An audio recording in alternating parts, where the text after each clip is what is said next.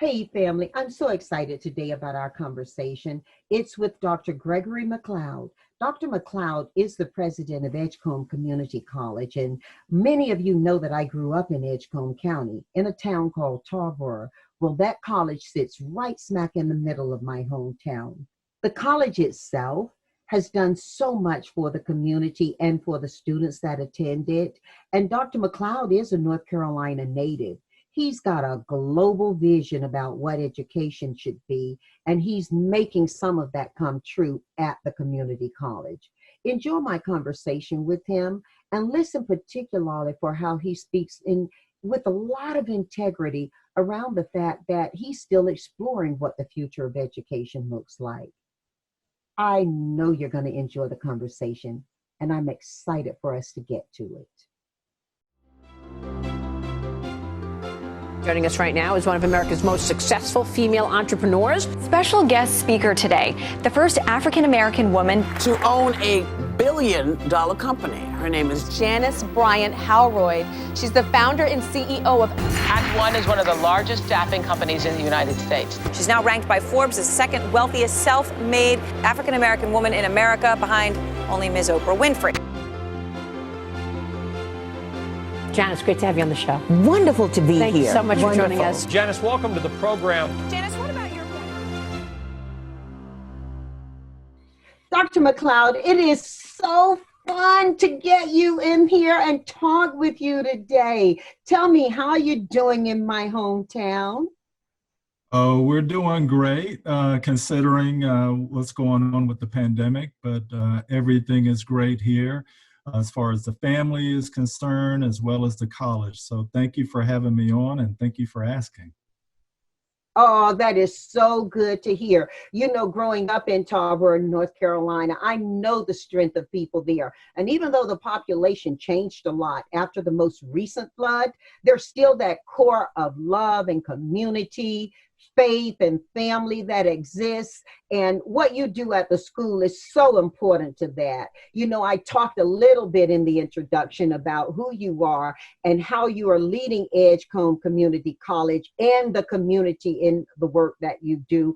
But please just share with us what this college is doing dynamic, especially during this pandemic, and just give us a framing for what's happening there. Sure, absolutely. Thank you. So, you know, I think about the name community college, and Edgecombe Community College means so much to its community, particularly being in a very rural, small area here in Eastern North Carolina. So what we do certainly matters. Obviously, all of the colleges, and especially the community colleges, what we do is very important to our communities and to the residents of those communities. So I think it's very evident here in Tarboro and Edgecombe County in general, just how much we are interconnected with the business community as well as the residential community, as far as helping to supply the next wave of employees to the various industries here. So even though we're very rural, that's right. Entrepreneurs, So, Dr. McLeod, I know you've got quite a few students who've gone on to start their own businesses as well.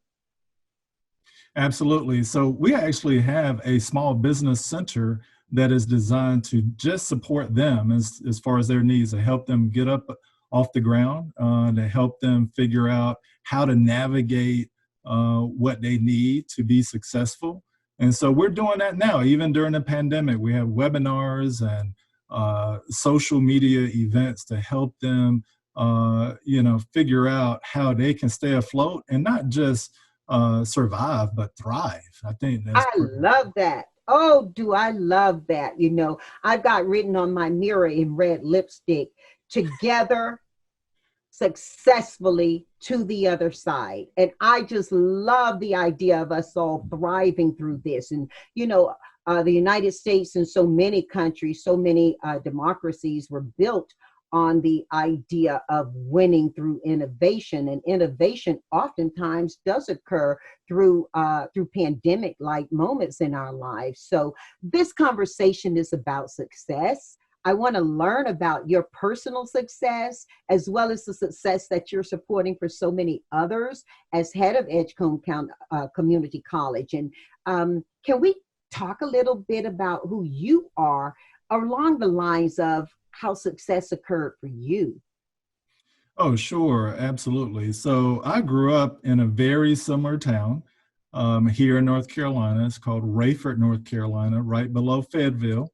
I'm sure some people have heard of it, but it's a pretty small town, very similar to Tarboro. In fact, it's about half the size of Tarboro, but like Tarboro, Raeford has a fighting spirit. And I remember growing up just seeing people get up every day and do their best to help their community and help their families. And so I was instilled with that at an early age. And I just said, you know what? I can do all things, and as long as I put my mind to it and I'm resourceful and I take advantage of those opportunities, I can do anything and I can be anything.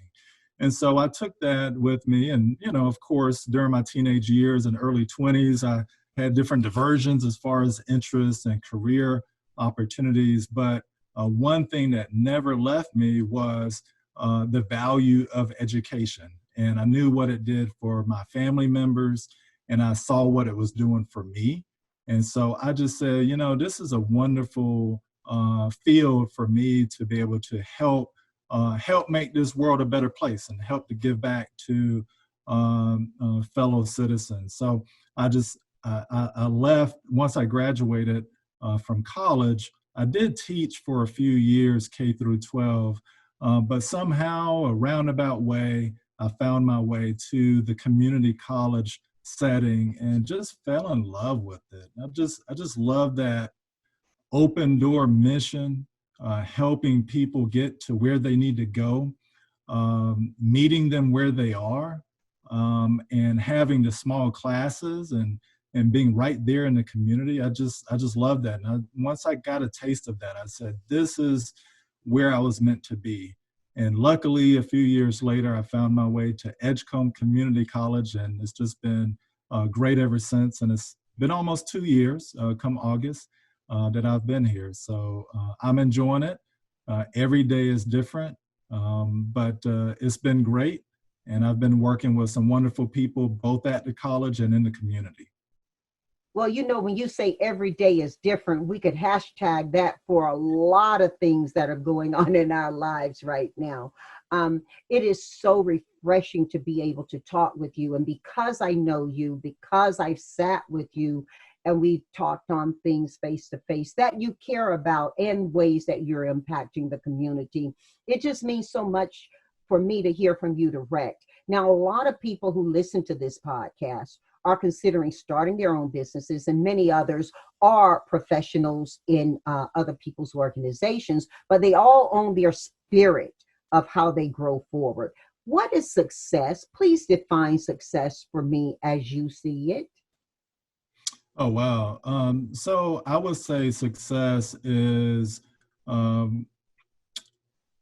maximizing your potential in achieving those things that speak to your heart and your mind.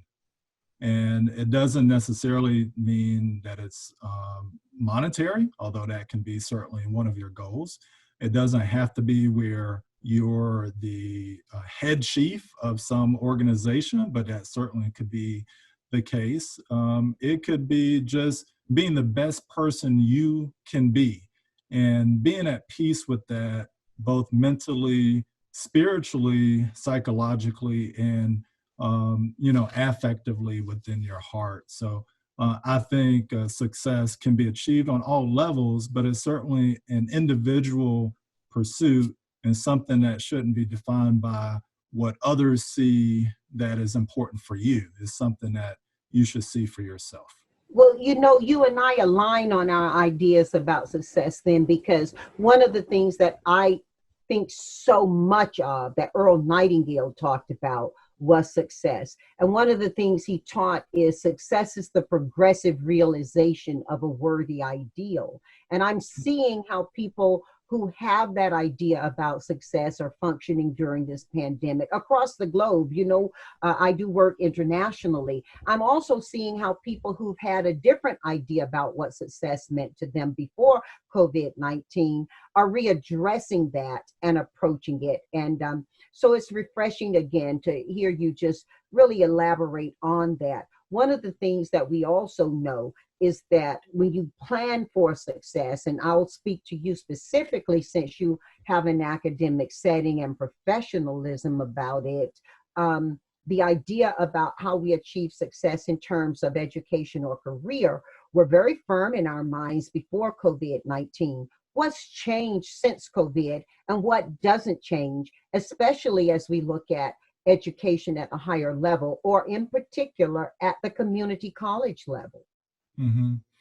Well, I certainly feel that, it's caused us to be more introspective within ourselves, to reassess what our values are, or, not necessarily reassess that, but just reconfirm what our values are for ourselves and what it means as far as our place in society or our place within our families, because this pandemic certainly has taught us to realize the value of support, even if you can't see one another face to face, the importance of connection, the importance of doing what you can to help your community and your world.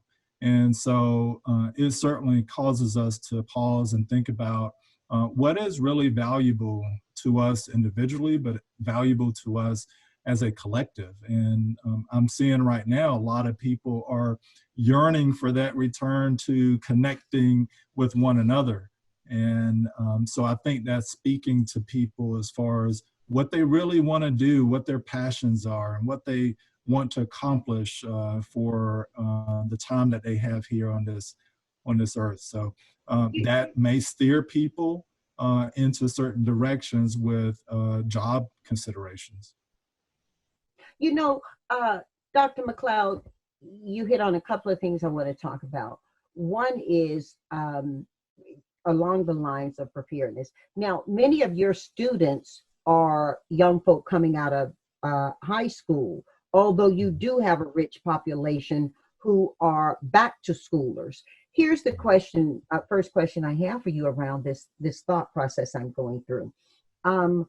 Many of us had an idea about the millennials and the next gens and the younger, that they grew up so technologically engaged, and the cell phone is a third arm, that they would really be very successful in this pandemic season. Yet I'm seeing, and no professional data, assessment on this, just my own experience thus far, I'm seeing a lot of the people who are over 40, over 50, who are actually adapting a lot better emotionally than many of the young people are to this. And so for all the engagement on the cell phone and all the engagement on the various forms of technology, whether it's through how they gather news or how they've been able to, distance classroom, a lot of the young folk are missing that camaraderie that,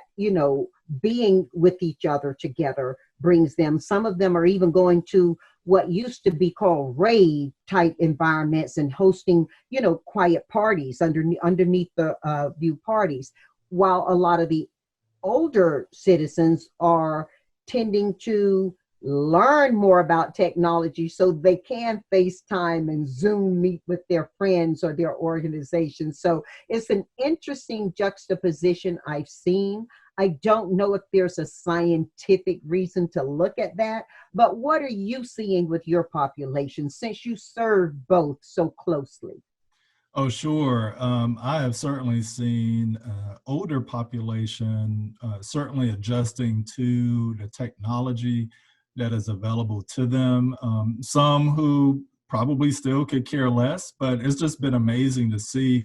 In fact, I've taken cues and lessons from family members about utilizing some of the, video conferencing opportunities that we've had. For example, just recently my daughter had a birthday. And so I just sent a message to the family saying, hey, just want to let you know that my daughter is having a birthday, and, just give her a shout out whenever you get a chance, give her a call or something. And so my brother said, well, why don't we do a video conference? And I said, okay, let's figure that out. I know how to do it at work because my work computer is already set up. But now you're asking me to do it with my phone, and do I have the software? And, it was amazing to see it come together. And I found out from my sister-in-law on the other side of the family that she and her parents have been using another platform on a regular basis to do video conferencing. So they were used to it. And I did not think that they even knew how to turn their phone on. So, when we had the little birthday, the virtual birthday party, it was amazing. All 8 or 9 different cameras were on at the same time. And just to see people jump in, I said, wow, we're resilient, we're resourceful. We can take advantage of these technologies and other things that are available to us, and we'll be okay. And even though we can't touch each other and hug each other, we can still reach out virtually or via video to connect with each other. You keep throwing me hashtags. We'll be okay. Hashtag we'll be okay. My siblings and I, some of them we do Sibling Sunday. We get together and, throughout our conversations now, since we've been quarantined and safer at home, family members have suggested, wow, we're actually getting to see each other quite more intimately, because I'm the family host for the West Coast for Sunday dinners pre-COVID, but we've got family members East Coast as well. And we're kind of liking the idea that we're all getting together, and we use a commonly known platform as well. And we just dedicate ourselves to that. And we usually, because we are a faith-based family, we typically open with scripture, and prayer, and we circulate that. So each family member takes a Sunday that they do it, and it's served us well on a lot of levels. So I think that there is good in everything when we look for it. And I really do like your conversation around we'll be okay. There was something else that I had wanted to talk with you about, though, earlier, and in particular to your population at Edgecombe Community College, but then again, across the academic platform, as I know you're a very studied and, very current person in academia. When we look at your population of students, they mirror in many ways some of the other populations of students across the nation, in that your students are typically coming from lower income, maybe some no income families, and they are performing outstandingly in the academic environment that you offer them.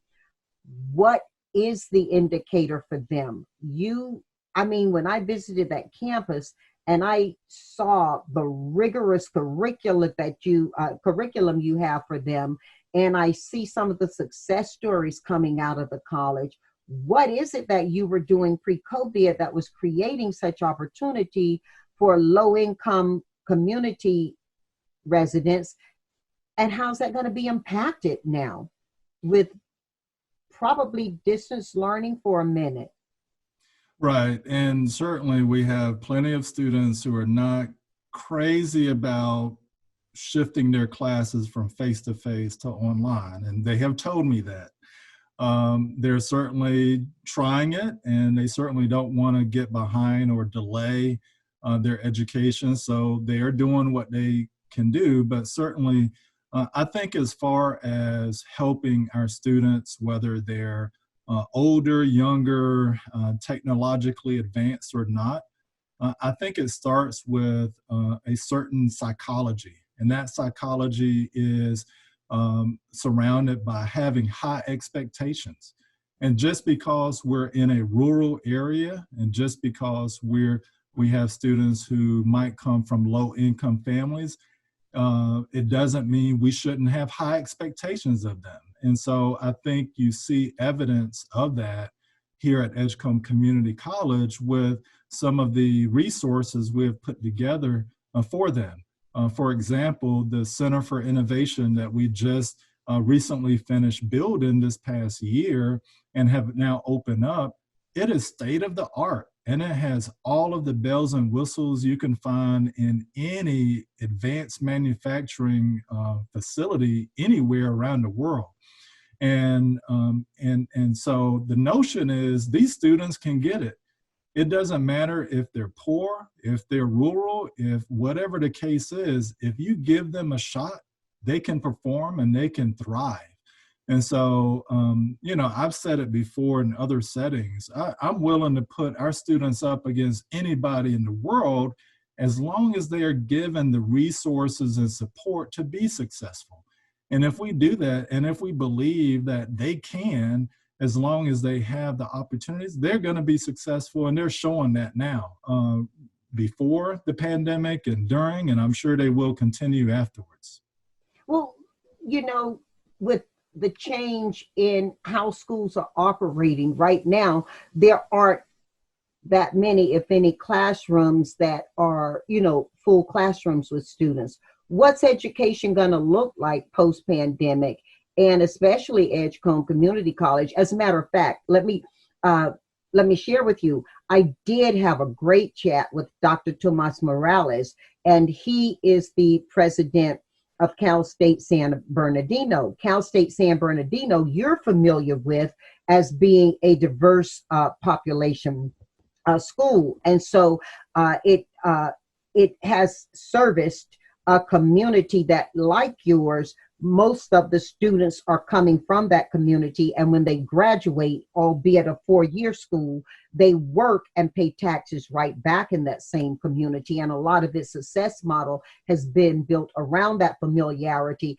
as well as encouraging and engaging in global perspective. You talk about your center of innovation with, you know, its global capacity. And so I'm getting the theme that no matter where you live today, you're globally connected. He's looking at how that school will be different. That school has a football team. That school has a marching graduation ceremony, and how these things will change the life for a student. At the community college level, what's changing? What's going to be different post-pandemic for Edgecombe Community College? Well, I think you're certainly going to see more classes involve some form of distance education.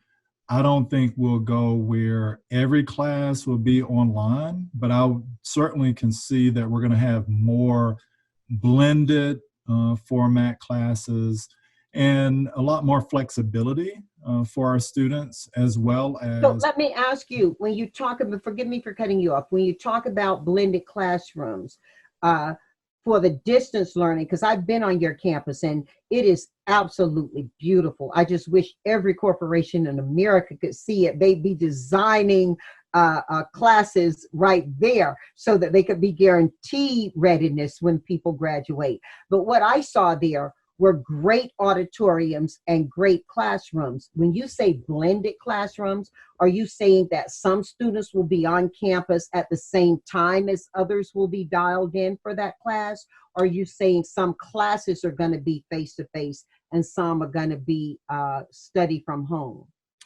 So I would envision some classes would be where, say, half the students are there in person, and perhaps there's going to be the other half that are going to be dialed in electronically. So you'll see perhaps in more classrooms where you have the camera in the back of the room and the front of the room, and TVs set up in both the front and the back, where the instructor, when the instructor looks into towards the students, you will see TVs in the back where you see other students also connected electronically.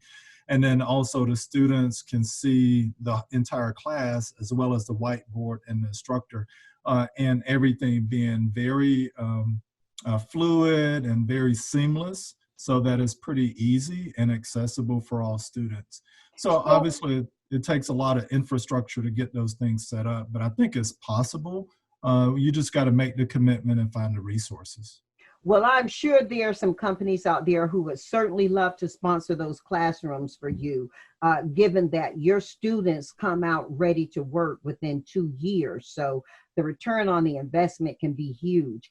Do you anticipate a rise in your student population now with distance learning becoming kind of hard written into your model?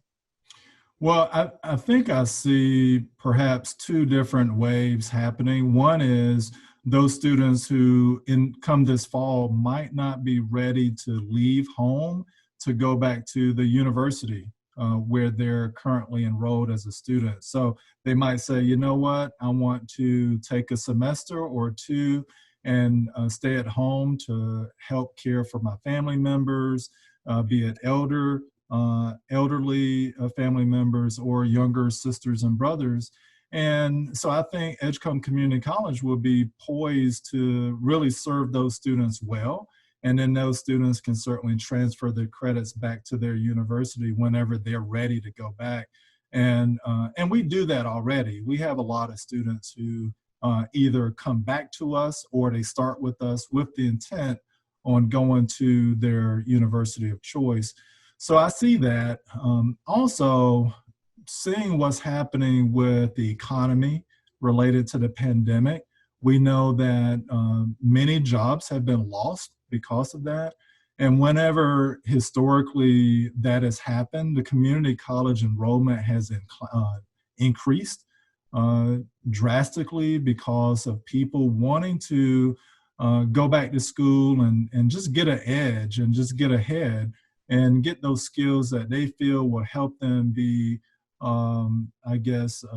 more prepared for that next downturn in the economy. So, Well, go ahead. What are you recommending that students study based on where you see them working, and understanding that now many of the jobs are going to be recruited for distance workers as well as, at site performance? Sure. So certainly these businesses are expecting a high level of technology skill. And so, as I mentioned before, with the Center for Innovation, we have the tools to help prepare students to be proficient with utilizing robots, drones, 3D printers, you name it.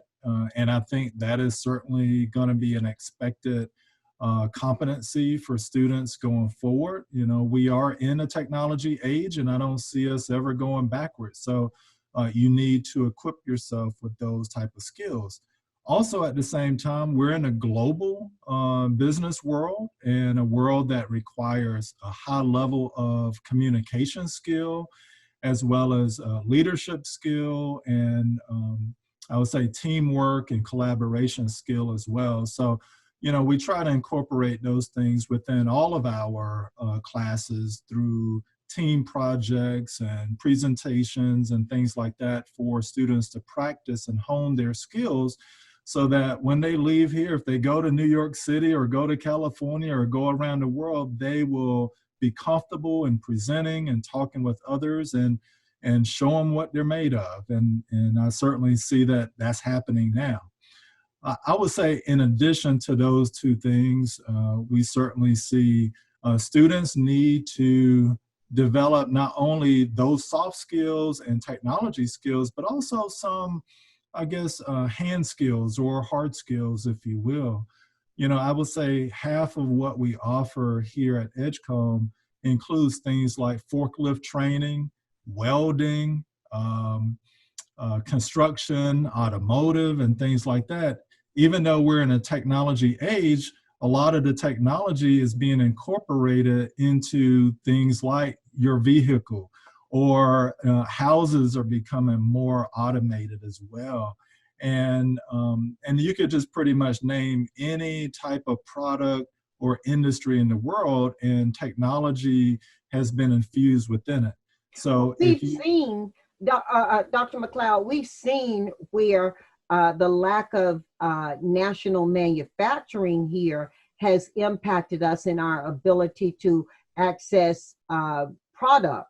as well as the need for infrastructure attention as we move product about here in the U.S. And as a community college, albeit your students do have access to global jobs as well as global learning, I think that if we look at where manufacturing, whether it's light or heavy manufacturing, comes back to this country, a lot of it comes to your area. Have you seen any of that happening pre-COVID, and what's your expectation post-COVID, especially for people who are thinking about what to study or how to reskill themselves? I think, quite honestly, if you look geographically at Eastern North Carolina, we're midway up and down the Eastern Seaboard.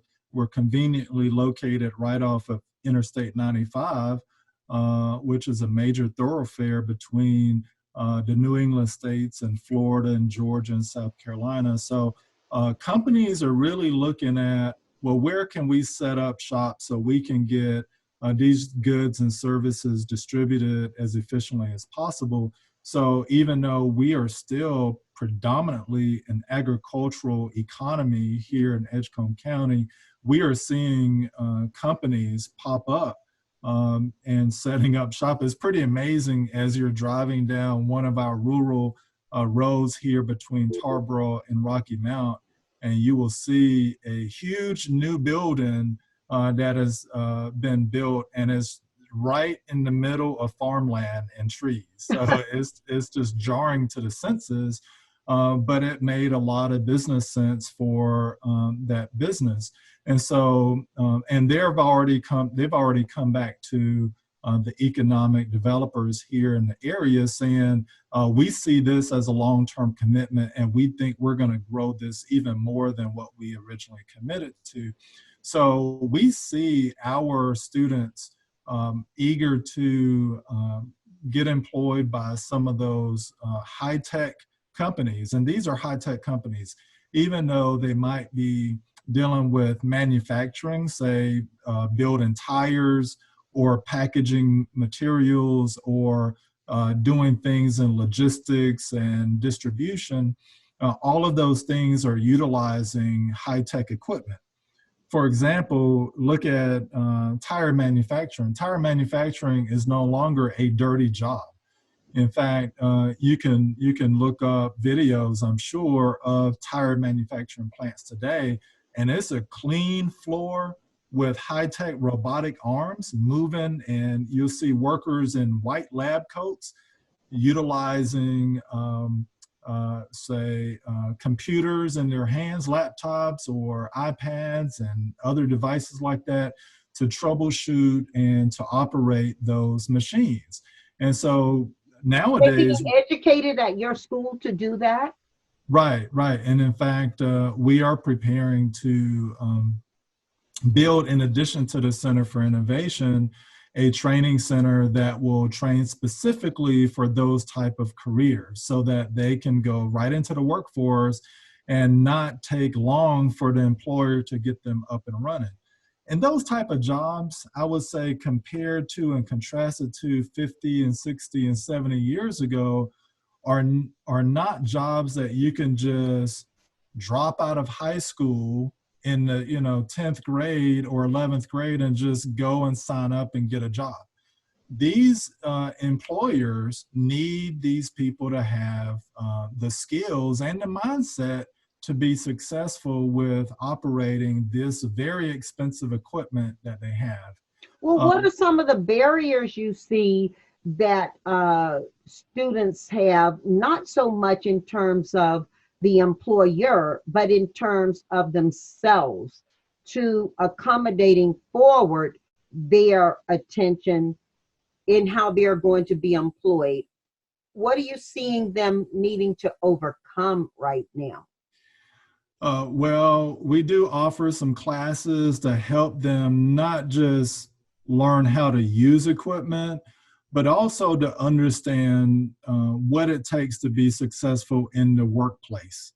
And from an emotional and affective perspective, as well as just a business perspective. Well, that's something that a lot of us can learn. Can you tell us a little bit about some of that subject matter? What are they learning in these classrooms, especially around supporting them on the emotional level? You know, Dr. McLeod, we find that in the job placement business and recruitment, we find that very often the skill isn't the issue as it is the emotional or cultural readiness for the work that will separate two potential candidates in the selection process. What are you teaching in the classroom? And how do you teach in the classroom for emotional success when people are living in families and communities and oftentimes dealing with depression or, you know, some very real issues in their lives? How are you teaching that? I mean, that's a big job for a community college. It is, absolutely. And it might sound very simple, but and for some people, doesn't always mean easy. That's one of my teachings. You know, some of the simplest things are the most difficult to execute. That's right. That's right. And for some students, and we incorporate this within our curriculum, we have to begin by talking about simple things like showing up on time, being accountable to your fellow colleague, being accountable to the employer, making sure that you're reliable, understanding all that it takes to be successful on the floor of the manufacturing center that you're working at, because you're part of a team. And what you do impacts the success of the whole team. So if you're on an assembly line and you're not doing your part, then nobody else down the line from you can be successful because you're not being successful as well. So it actually starts with that for us. And then we also talk about safety. We go through safety training because these manufacturers just cannot afford to put people on the floor who will not be safe workers for them. So we talk about those principles. We talk about OSHA rules and regulations for them, and to understand what they need to do to be successful on the floor and just in general as an employee. But I would say even beyond all of that, and it doesn't matter if you're in a rural area or urban area, we need people to be able to pass background checks and drug tests. And that is a major problem that impacts employers today. So that's something that we also talk to students about so that they understand what they need to do at an early age. And we try to reach them early. We work with the local school system here to help them understand what employers are looking for and to try to steer those students in the right direction so they don't accumulate negative elements to their background or a negative drug test. And then I would imagine, while it is very often, I think most common, the case that companies offer sexual harassment training, that the community college is preparing people to understand what personal distance means. And in post-COVID, I'm sure we're going to be distancing for a while physically, and that some of the teaching around sexual harassment is going to have new elements to how it's delivered and how it occurs. Sure. I am positive that we're going to be incorporating a lot of new ideas based on what we've learned from the pandemic within our training for future employees for these businesses out here in Edgecombe County. So certainly as far as social distancing, how to interact with each other, utilizing your PPE, your personal protective equipment and things like that, so that you're not only eliminating contamination of the product that you're making, but also, you know, minimizing the spread of germs. And certainly a big concern for employers would be downtime. So if they can keep their workers healthy and on the job, then that is very important to the bottom line for these companies. So everything I think needs to be considered as far as what we've learned from the pandemic, and as far as interacting with each other and being safe and healthy. Well, where's the fun? I mean, your campus, one of the things I would leave there each time pre-COVID feeling was such a sense of fun. You know, I accept invitations to your school because not only is it like just so elevated in its approach to teaching and the understanding of the community at large that it serves, the global community at large that it serves. I mean, I'm so proud of the guitar that your students made me. Is framed and hanging up in the office in my marketing building. But where's the fun gonna be post-COVID? Are we coming back to fun? We may not come back to what was there. We may all have a new normal, but where's the fun gonna be, Doctor? That's a good question. I would say, you know, one of the hallmarks of going to college, even if it's a commuter environment where there are no dorms, but one of the hallmarks of going to college is gaining that student experience, that true college experience, and the fun part of it, and meeting new people and enjoying similar interests and things like that. And so at a community college that doesn't have dorms, I think one of the things that we really promote to our students are student clubs and associations, as well as student activities.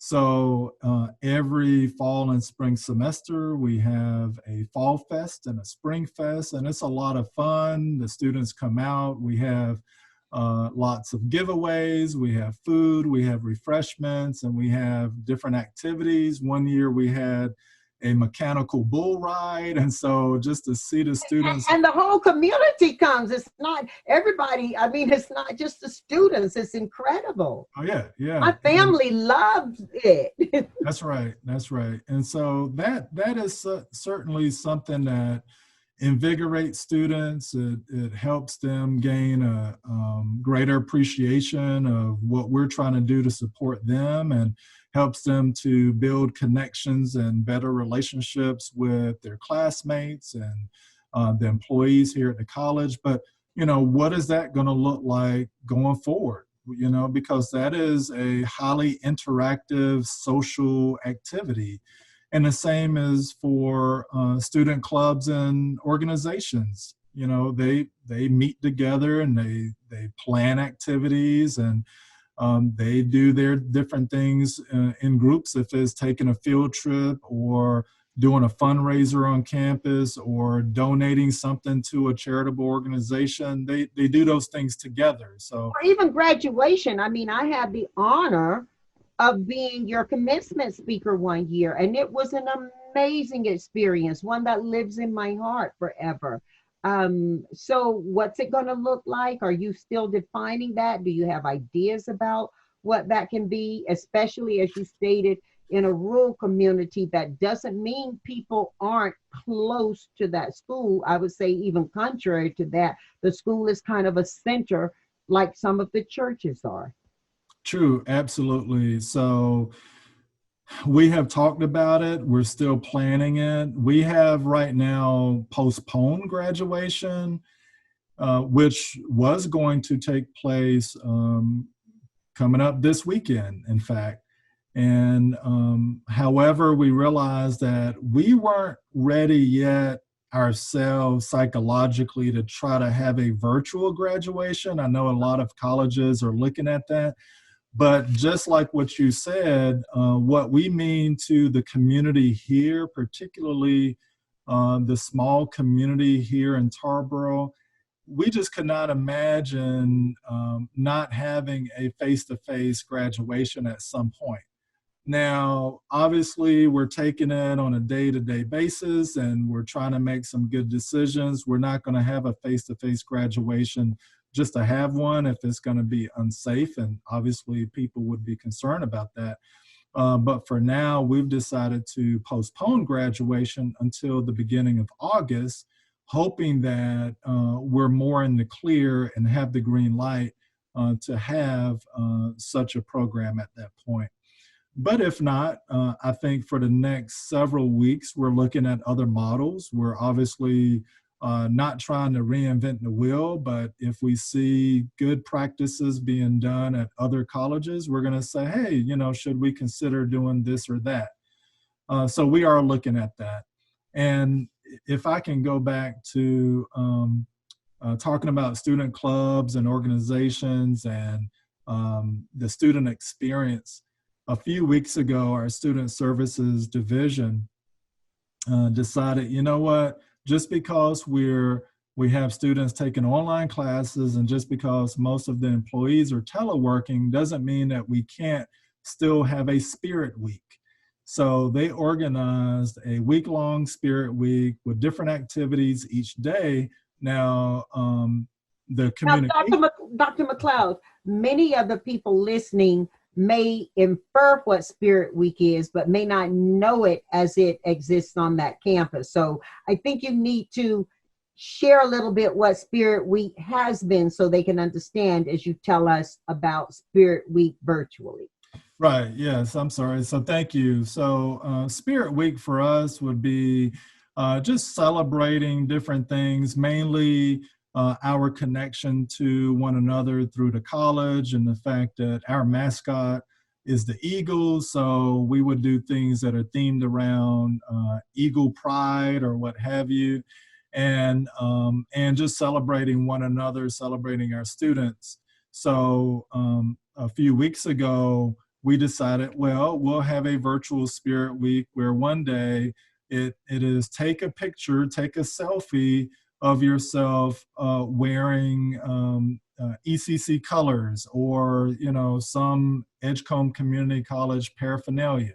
So we had a number of students do that. And then another day was take a picture of yourself staying safe by wearing PPE or at least a mask. And so I took a picture of myself wearing a mask and posted it, and a number. Oh, I gotta go see that one. I gotta go online and see that one. Yes, and we did enough. So every day was a different day, and that we had different activities. And so one day was one of our regional universities closest to us is East Carolina University, just down the street in Greenville. And so one day was dedicated to them. So it was wear your purple and gold. And oh, that is so beautiful. Oh my goodness, that is so beautiful. Oh, it's not you know, here in our community, you have USC, Fight On, and you've got UCLA. And when we're not playing each other in sports, we pull for each other. But I don't know that we've extended to wear each other's colors. That's such a beautiful thing you're talking about. What does this mean to the students doing these kinds of things? Spirit Week, what does that mean? Well, I think it just shows them that we're in tune with them and that we celebrate them, and we're trying to lift them up, lift their spirits up, and stay connected with them beyond just saying, hey, you need to get your schoolwork done.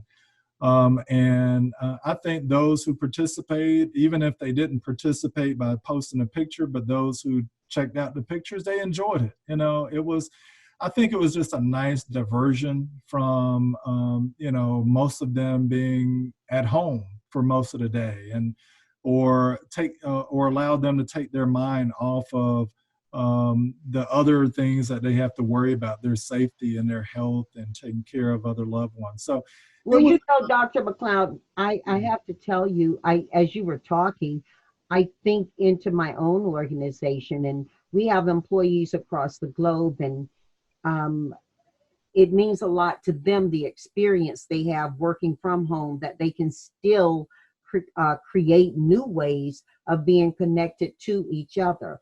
And they've done some amazing things, see 10, do 10, you know, around health and athleticism, and how they're continuing to just service the world from where they are, whether it's feeding the essential workers or clothing babies, or, just to see that now they are doing that in teams that never would have before connected because, proximity was the course of the day.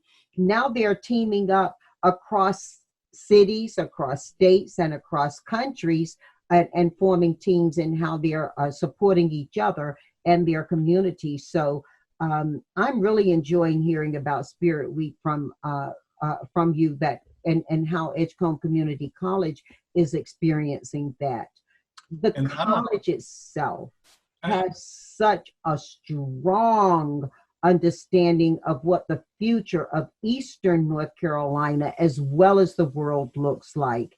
Has any of the direction you've built the school in and prepared it for changed, or has it simply heightened?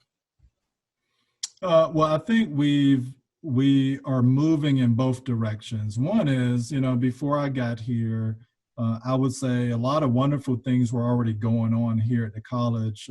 Before I arrived, they had completed the biotech simulation building on the Rocky Mount campus, and that is a state-of-the-art facility. It's kind of like the healthcare version of the Center for Innovation, and is named after my predecessor, Dr. Deborah Lamb, and it is a wonderful facility. And we've actually offered it to be available in case any of the local healthcare providers need to use it for additional pandemic relief or testing. So that is certainly on the table. However, right now, we do have instruction going on there because we do have some classes, namely some of our health programs that are allowed to continue meeting face-to-face, like nursing, respiratory care, EMT, et cetera. So, I would say the college is and was already just doing some amazing things when I arrived. But then also, I think with me coming in with a totally new perspective or different perspective, that has allowed me to see things, I think, from a fresh perspective, and to ask questions and involve people who know more about certain things than I do. And I think that's very key, is working with people who, are very knowledgeable about different things. So we are moving into new directions.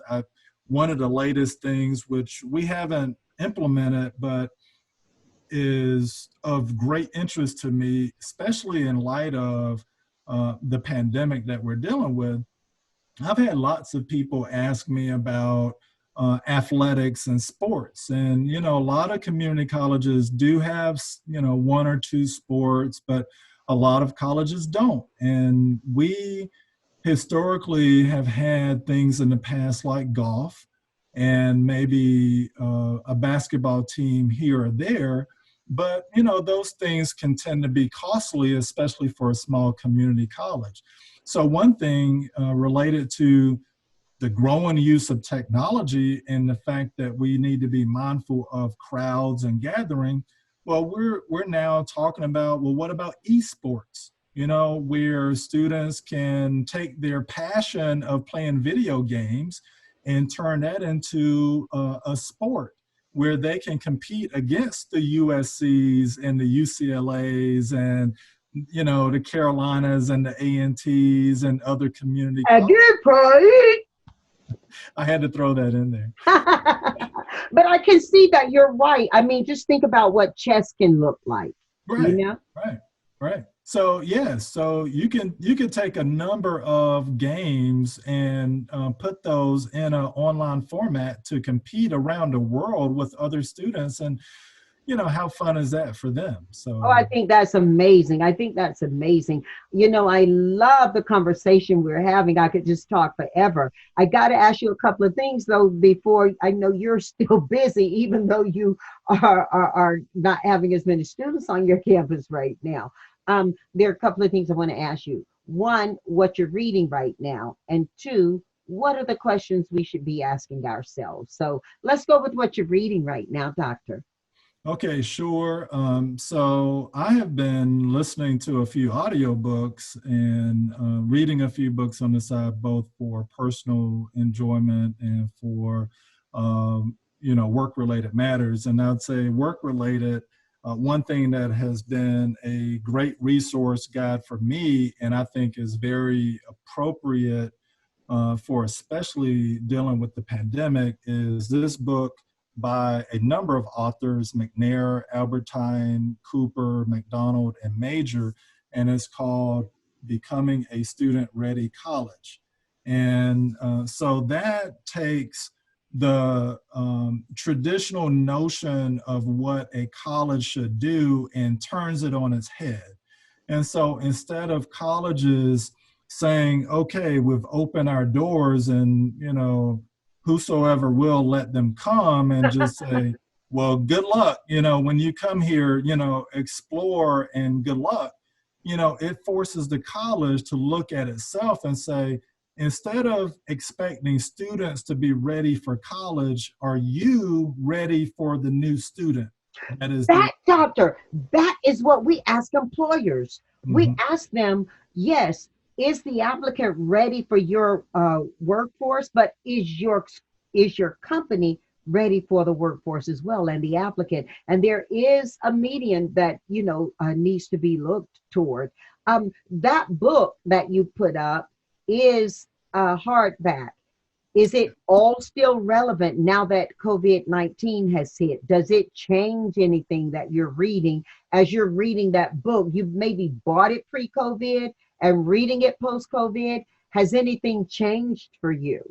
I've been reading it for a while now. I refer to it on a regular basis. It certainly, it doesn't give you direct answers for what you need to do on a day-to-day, but it's more of a paradigm shift for you. So it causes you to really think about, is what you're doing really geared toward the student that you're serving?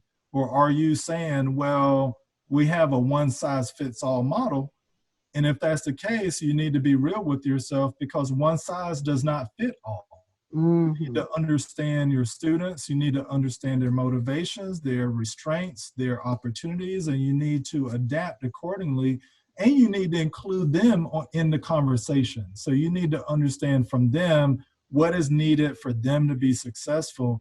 And so that really causes you to think differently and prepare differently in what you're doing versus what we've done 20 years ago or 30 years ago in higher ed. What else are you reading that you want to share with us? So I would say personally, I'm really big into historical fiction. So I like history, but when you interweave it with fictional elements, it's pretty interesting to kind of read about, and sometimes it kind of takes your mind out of the mundane and the stresses of life. So I would say a favorite of mine personally has been a series of books entitled Ramses. And that is by the author Christian Jacques. He's a French author. And so years ago when I connected with his first book, I fell in love with it, and it just kind of takes you to ancient Egypt.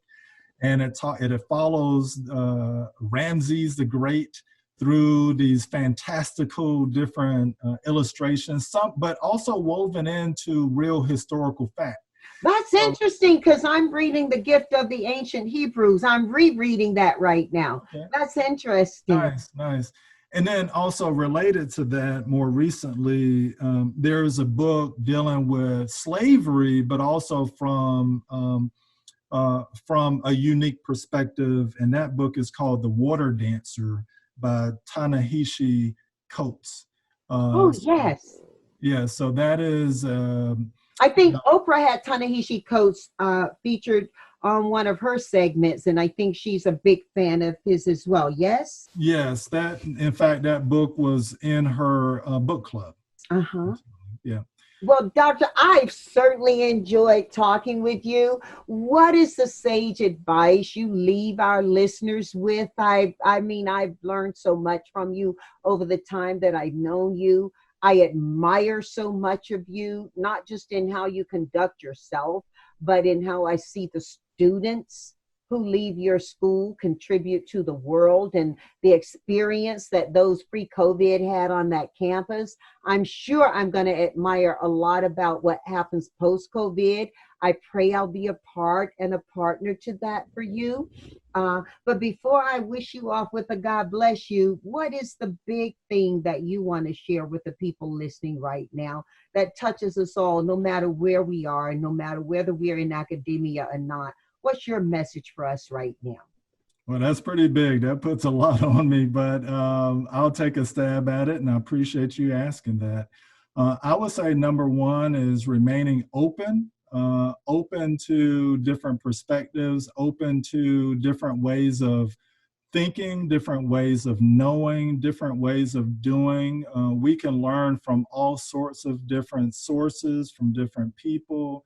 And I try to do that every day. Even though I'm blessed to be president of this college, I realize I don't know everything and I've not experienced everything. So I try to surround myself with people who, have the college's best interests and the community's best interests at heart as well. And if you work together with those perspectives, then you're gonna do some great things, and I believe that's the case no matter what field you're in. And so I just encourage people to be open and to be collaborative. I would say also that it's important to really be flexible. Given what we're going through with the pandemic, I think something that we've learned is that we must be resilient, we must be flexible, we must be able to shift direction and move with it and roll with the punches. And I think even though it may be difficult at times, not just from a financial perspective or also from a social perspective, but just mentally and psychologically, I can just imagine, because, I know my own children, they're lamenting the fact that they don't get a chance to see their classmates and their friends and their family members, their cousins. And, the same goes for me. And so I think we need to remember that we are strong, that we are resilient, and that we can get through this, and we will get through this. So I'm a firm believer of that, and as long as we lean on where our strength comes from and work together in harmony, I think we'll be fine. Oh my goodness, you fill me. When you talk about learning, I remember one of the first things you told me when I visited the campus. You said that I'm charged with educating these students every day, yet every day they teach me so much. Yeah, and I think that's encapsulated in your quest for us to think things differently and be agile in how we approach it. I love that word agile. That's part of one of my organizations, Agile One, so it speaks to my heart. And with that, Dr. McLeod, I can sincerely say thank you, thank you, thank you from my home to your heart. Well, thank you for the opportunity to join you, and well wishes to you and all of your listeners. So thank you again.